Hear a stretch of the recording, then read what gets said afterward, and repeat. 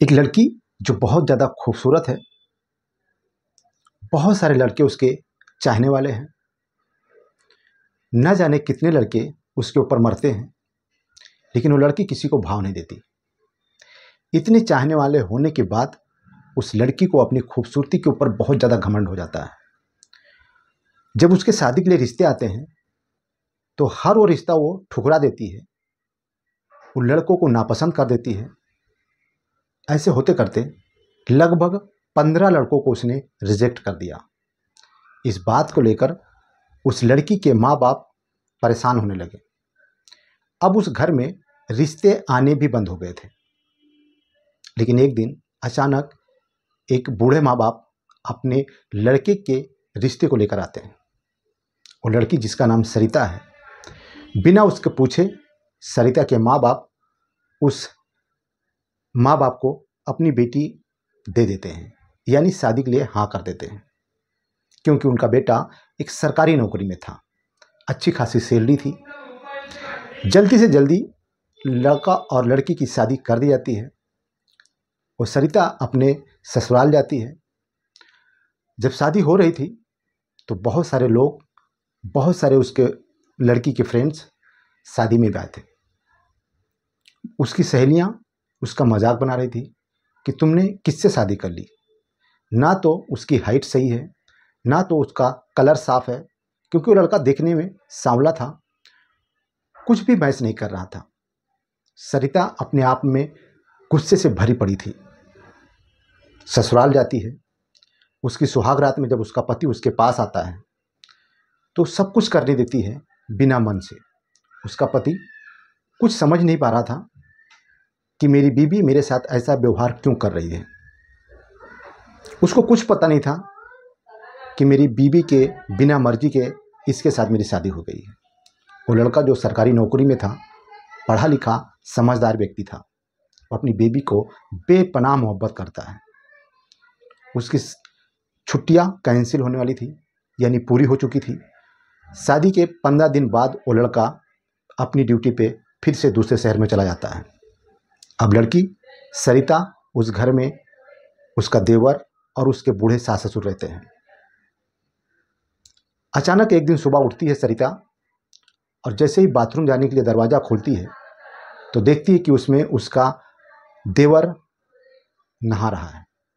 अपने देवर को नग्न अवस्था में नहाते हुए देखकर उसका दिमाग चकरा जाता है। 2 मिनट के लिए वो दरवाजे को पकड़कर वहीं खड़ी रहती है। लेकिन जब देवर की नज़र अपनी भाभी के ऊपर पड़ती है तो तबाक से बोलता है कि भाभी आप यहाँ क्या कर रही हो। जब देवर की नज़र भाभी के कानों में पहुँचती है तब जाकर भाभी होश में आती हैं और वहाँ से बाहर आ जाती हैं।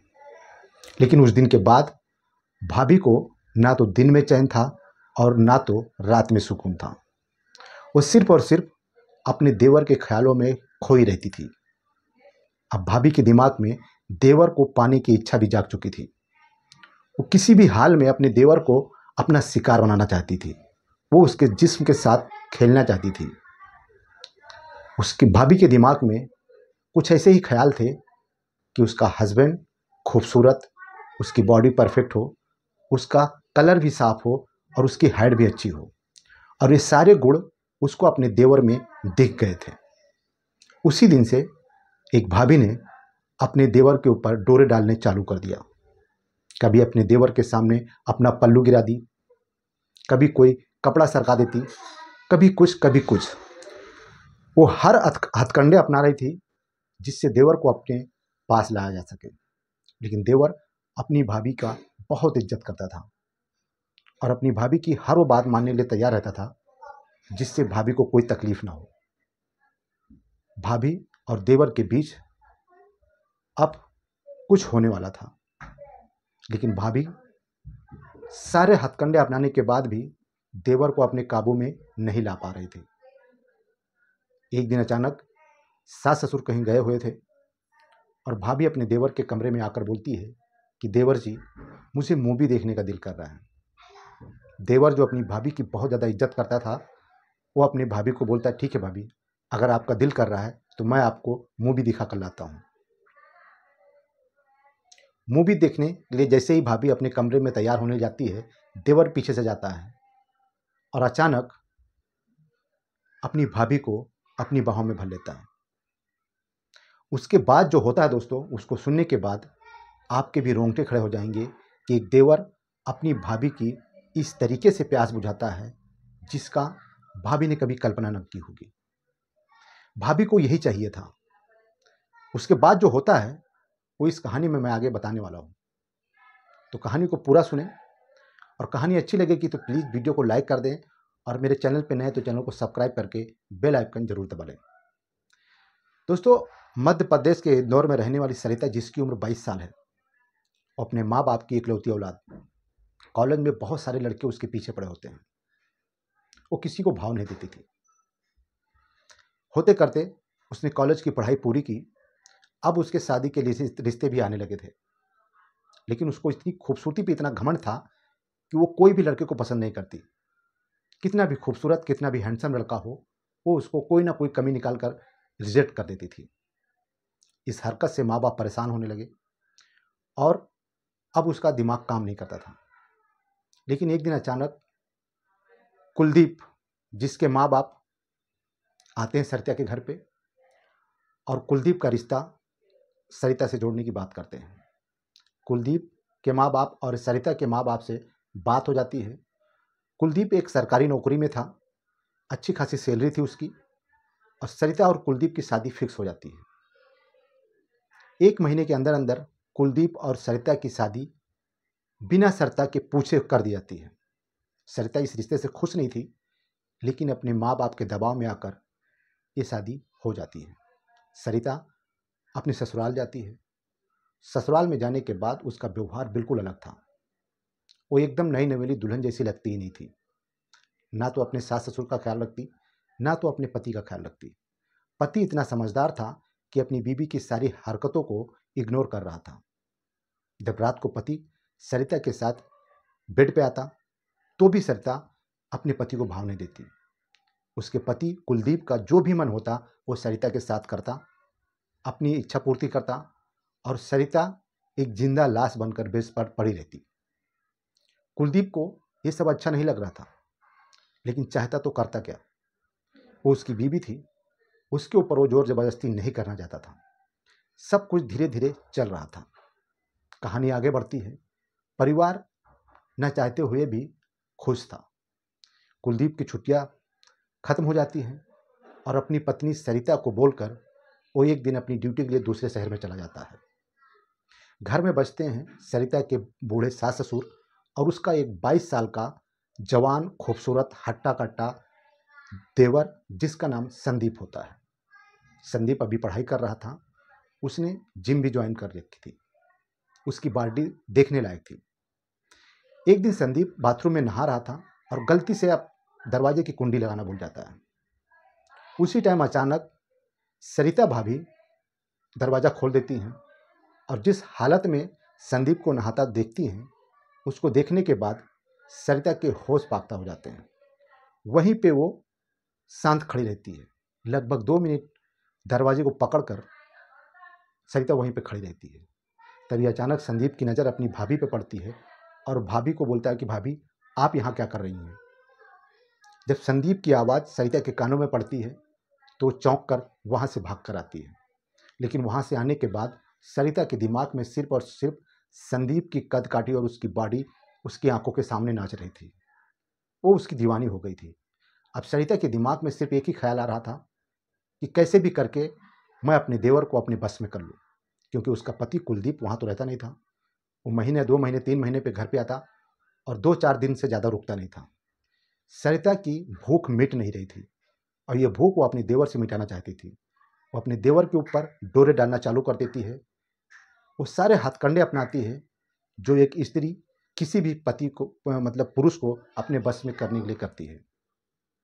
लेकिन उसका देवर समझदार और अच्छा इंसान था। वो अपने भाभी को भाभी की नज़र से देखता था और उसकी बहुत इज्जत करता था। लेकिन एक दिन उसके देवर की भी इच्छा जाग जाती है, क्योंकि उसकी भाभी वो हर हथकंडे अपना रही थी अपने देवर के साथ। कभी उसके साथ मस्ती करती, कभी को मस्ती मस्ती में उसको गले लगा लेती, कभी उसको उस जगह पे भी टच कर देती जहाँ पर नहीं टच करना चाहिए।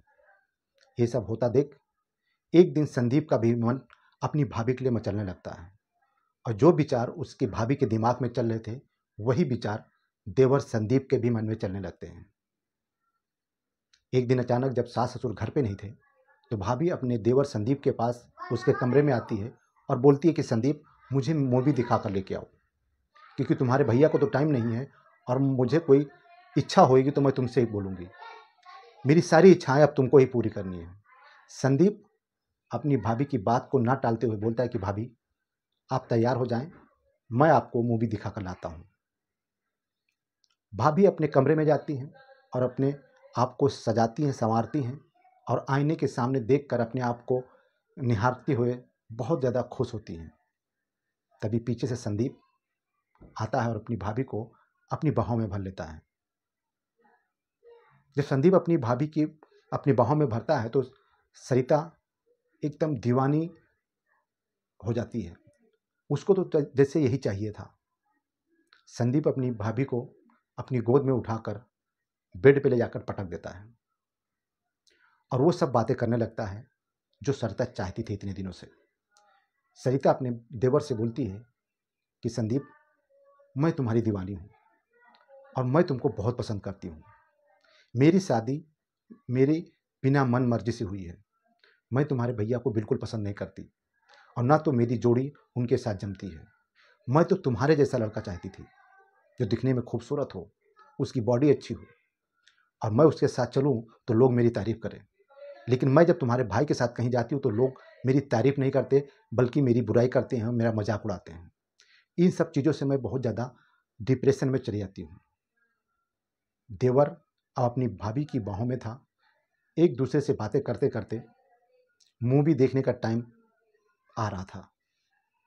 दोस्तों, देवर अब पूरी उत्सुकता से अपनी भाभी को अपनी बाहों में कसकर पकड़ कर बैठा था।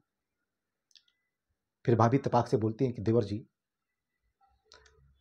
करने का इच्छा तो बहुत कुछ हो रहा है, लेकिन आज मुझे मूवी देखना भी है, तो हमको जो भी करना होगा हम लोग मूवी देखने के बाद करेंगे।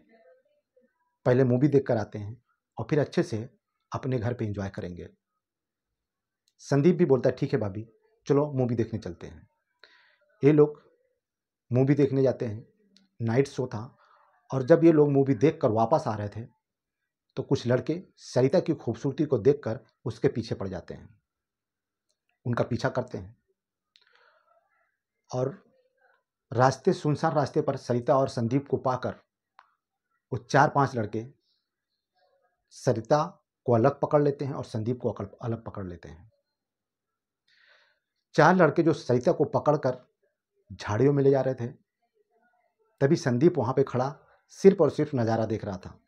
सरिता चीखती है, चिल्लाती है और संदीप को बोलती है कि तुम मेरे देवर हो, तुम मुझसे प्यार करते हो, तुम मुझे बचाओ ना। बचाओ बचाओ की आवाज़ लगाती है। तभी संदीप डर कर वहां से भाग जाता है और वो 4-5 लड़के सरिता को झाड़ियों में खींचकर लेके जाते हैं और उसके साथ जोर जबरदस्ती उसके कपड़े फाड़ देते हैं। कुछ करने से पहले इत्तेफाक से कुलदीप और उसका एक दोस्त उसी रात को अपने घर आ रहे थे। रास्ते में जब कुलदीप और उसका दोस्त किसी महिला की चीखने और चिल्लाने की आवाज़ सुनता है तो वो लोग वहीं पे अपनी बाइक रोक देते हैं। और बाइक रोकने के बाद कुलदीप के दोस्त के पास एक टार्च थी। वो टार्च को इधर उधर जलाते हुए देखता है तो देखता है कि 4-5 लोग एक महिला के साथ छेड़खानी कर रहे हैं, उसके साथ ज़बरदस्ती करने की कोशिश कर रहे हैं।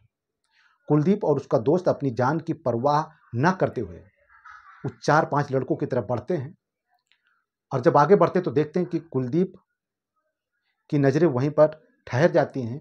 उसके होश पाख्ता हो जाते हैं जैसे वो अपनी पत्नी सरिता को देखता है। कुलदीप बोलता है कि सरिता, तुम यहाँ।